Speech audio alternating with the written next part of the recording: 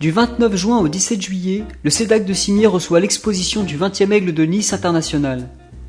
Une activité de 20 ans sans interruption et un grand prix prestigieux ouvert à tous les plasticiens amateurs, semi-professionnels et professionnels du monde entier. Alain Bidot, fondateur et président de cette association, nous parle de l'Aigle de Nice international.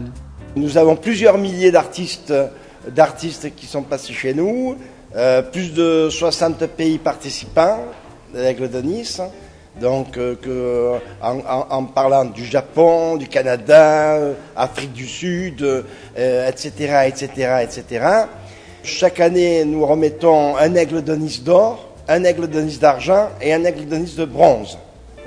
Donc là, nous faisons une exposition actuelle pour récompenser les lauréats gratuitement. Donc c'est au lieu de leur donner de l'argent, on leur offre une exposition. L'année dernière, nous avions eu donc un japonais, Nishikuji, qui avait remporté le premier prix peinture, et un français de Levens d'ailleurs, pas loin d'ici, donc en la personne de Eric, qui a remporté le premier prix donc de l'Aigle d'or, sculpture. Eric est un artiste reconnu qui a reçu 3 prix au cours des 12 derniers mois. Il nous parle de son approche et de sa conception artistique. C'est une approche de ressenti surtout. Ça veut dire que j'ai un bloc de pierre et puis je vais visionner dedans des formes, ressentir des formes que je mets à jour.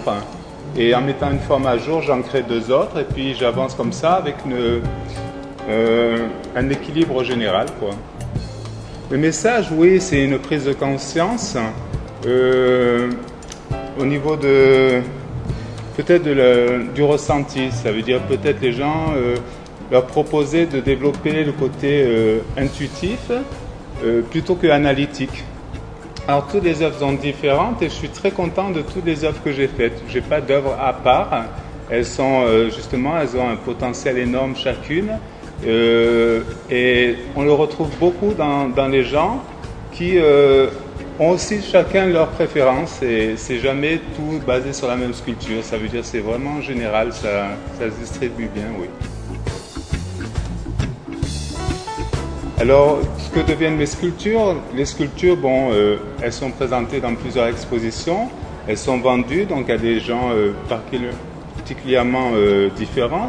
On a des gens, des étrangers, des Français, c'est des gens privés. Je présente aussi une sculpture à Saint-Jean-Cap-Ferrat, donc une monumentale qui est à la sortie de Saint-Jean-Cap-Ferrat. Une autre qui va être présentée à une exposition qui est aussi grande sur Roquebrune-sur-Argent cet été. Donc j'essaye au maximum d'éparpiller les sculptures par rapport surtout à la sensibilité des gens et à l'aide que j'ai autour de moi, qui va pouvoir m'aider à concrétiser tout ça. Ce 20e Aigle de Nice international a eu comme marraine l'artiste Mick Michel, dont le président Alain Bidot nous parle avec fierté et émotion. Mick Michel, notre marraine, ça fait déjà plusieurs années. C'est une ancienne comédienne, puisqu'elle a été, elle a fait le Casino de Paris, elle a fait quand même pas mal de tournées artistiques, musical, etc., etc., puisque c'est elle qui avait créé, dans les années 50, la chanson « Un gamin de Paris, c'est tout un poème ». Je ne sais pas si vous vous rappelez de cette chanson. Donc c'était Mick Michel, puis donc après elle s'est lancée dans la gravure sur acier à la ponceuse. Voilà.